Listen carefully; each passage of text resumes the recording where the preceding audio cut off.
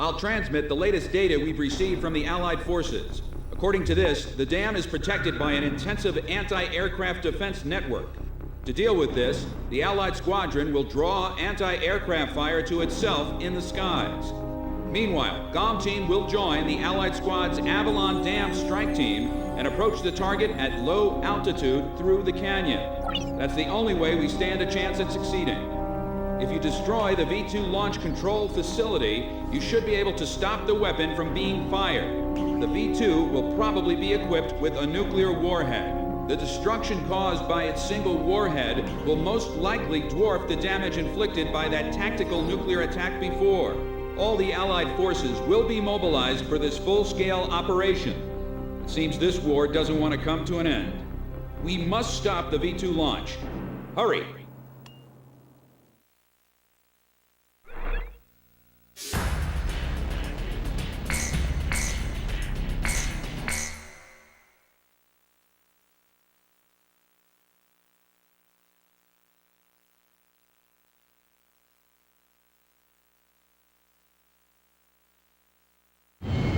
Pilots, check your plane and prepare for refueling. 1 mile to refueling craft. 500 yards to go.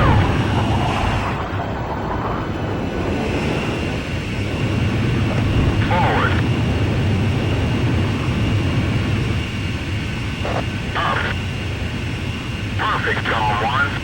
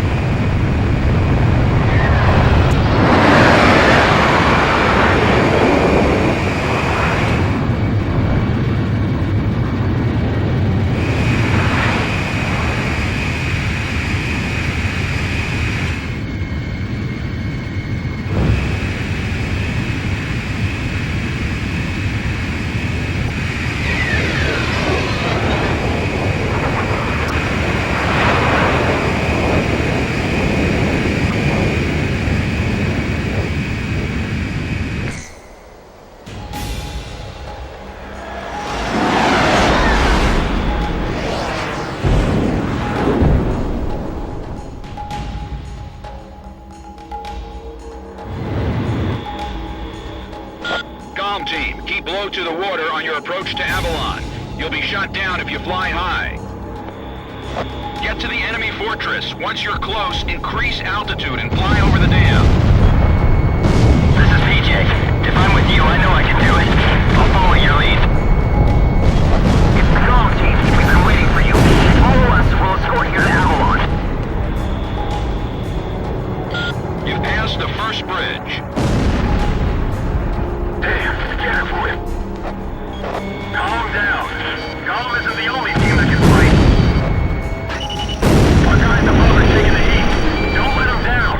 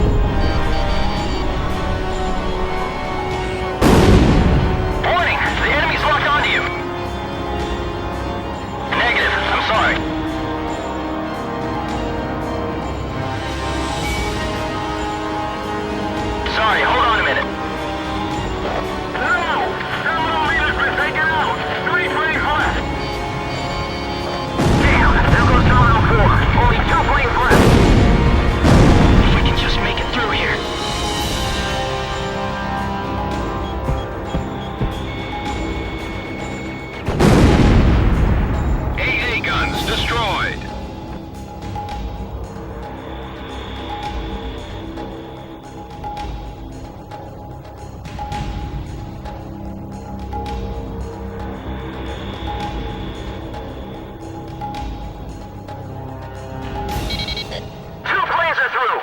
Who made it through? Gone? All planes, Charlie attack above. Strong team will handle the V2. We're gonna stop it no matter what. I never want to see that mare land again. V2 is ready for assault. Beginning countdown. 7 minutes to V2 launch. There are 3 launch control devices positioned at the base of the dam. Destroy them all.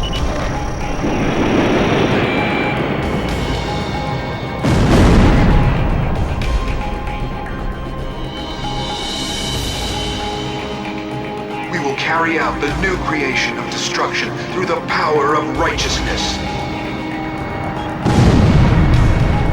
Territories, peoples, authorities, all will be liberated. This is the new state a world with no boundaries will create.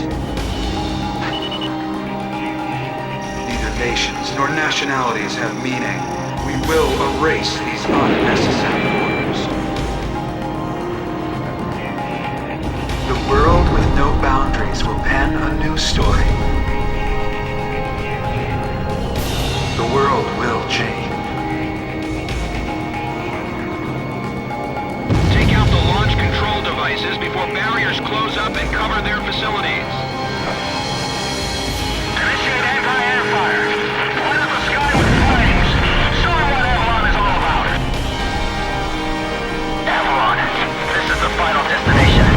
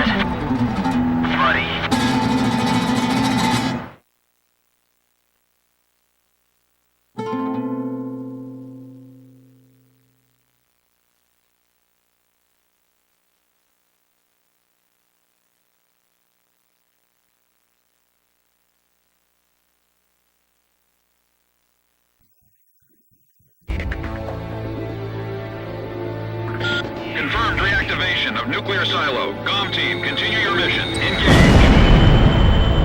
Stand by. We're analyzing the situation. Here comes the snow.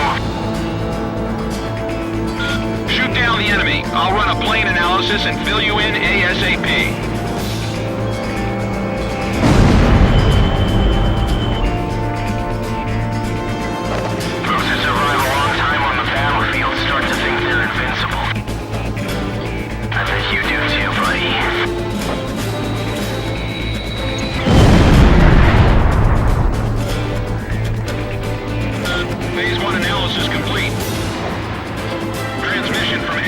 Detected. He's controlling the V2 launch. Can you see any borders from here? What is borders giving us? We're going to start over from scratch. That's what V2 is for.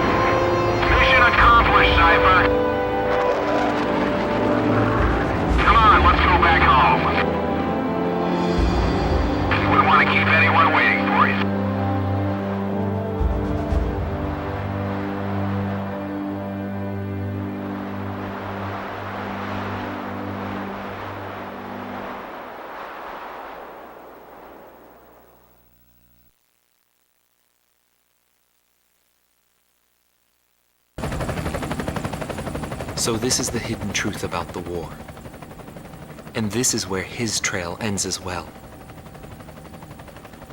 The impact of the 7 nuclear detonations on the world's psyche was great. those who witnessed the carnage went on to organize a global arms reduction. Perhaps they were admonishing themselves. Furthermore, the existence of V2 was concealed. The events that occurred after the war faded from people's memories, and these men were also sealed away from history. Maybe this was one path to achieve peace. And here the curtain falls on this story. However, that does not mean their own stories came to an end.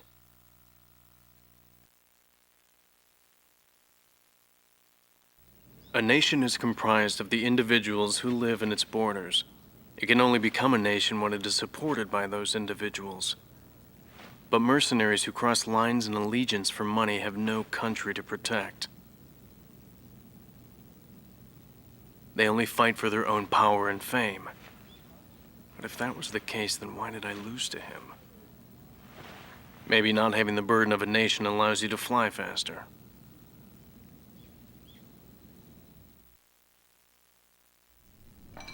I bailed out and landed here. The captain was gone.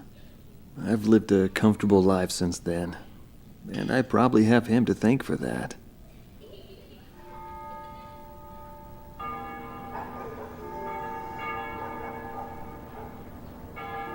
They ring the bells here at dusk to honor the liberation of the capital. It signals peace, but to me, they are the sounds of death.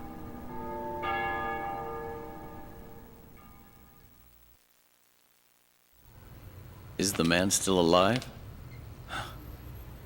Though I guess it's hard for bad guys like us to die. The real heroes always manage to die first. But guys like him, Solo Wing, and me, we live the rest of our lives in hell. But then again, being alive is proof that we were good.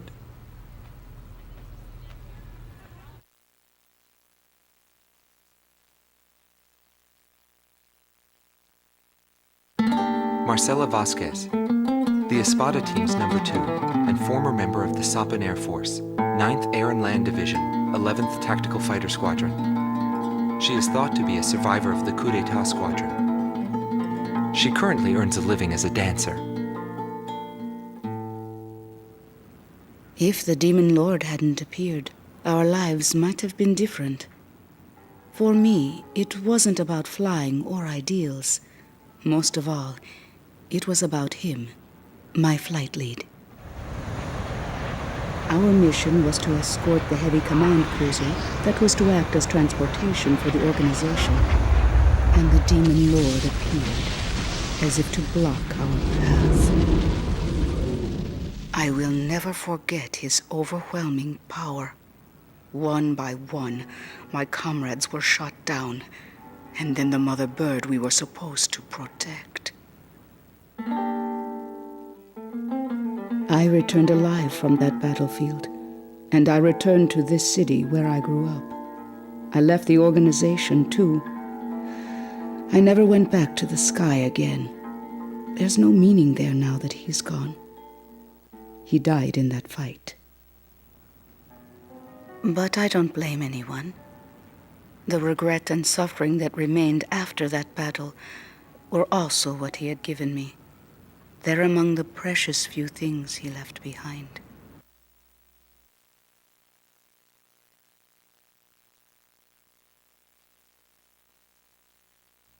Anthony Palmer, former lieutenant of the Ocean Air Defense Force, 8th Air Division, 32nd Tactical Fighter Squadron. He's been missing for some time, along with Captain Bristow of the same unit, since the decisive Battle of Valdrike. Captain Bristow is rumored to be one of the founding members of A World with No Boundaries. Palmer's ties to the captain have led many to believe that he is a high-ranked individual within the group. He currently works for an insurance company based in Aurid, the capital city of Osea. Demon Lord was right. Everything he touched fell apart. I thought I was watching magic. When I was in the military, they called me an ace too. I got medals for my actions on numerous battlefields. I never felt fear toward an opponent. The same went for my ideals. I wasn't afraid to take on even an entire country. But when I was fighting him, something felt different. At first, I didn't know what it was. It wasn't until I noticed my hands shaking on the flight stick that I realized. It was fear. It's embarrassing, but once I felt that, I couldn't fly anymore. I felt guilt toward my companions at the time. There's always a war somewhere, and I'm sure he's on some battlefield somewhere fighting even now. He'll always have a place to live.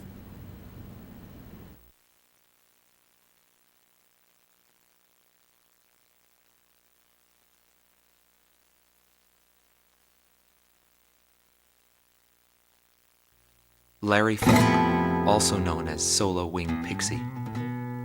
GALM Team's number 2, and member of the Ustio Air Force, 6th Air Division, 66th Air Force Unit. That's right. This man was his buddy, and his enemy. I should have died that day, but I didn't. I dragged my wounded body and reached ground zero of the nuclear detonations. A barren, empty land. I felt an unbearable sadness when I witnessed that landscape. There were still people living there. They were the ones that saved me. It may be true that the world has no need of borders, but would getting rid of them really change anything? The world won't change for the better unless we trust people. Trust is vital in a peaceful world. But that will never happen. I'm still on the battlefield. Right now I'm near a border. I want to see for myself what borders really mean, and what their volition really is. I may not find what I'm looking for, but I still want to try. Anyway, that's what I've come to believe, and I think that's enough. Will he see this video? If you do meet him, give him a message for me. Yo, buddy. Still alive? And thanks, friend. See you again. The Demon Lord of the Round Table. A warrior who soared through the Belkan War, inspiring both fear and admiration. His presence filled the skies for but a few short months before he disappeared. Apart from that, nothing is known about him. I was never able to find out what kind of a person he really was. But whenever they talked about him, they always had a slight smile on their faces. That, perhaps, may be my answer.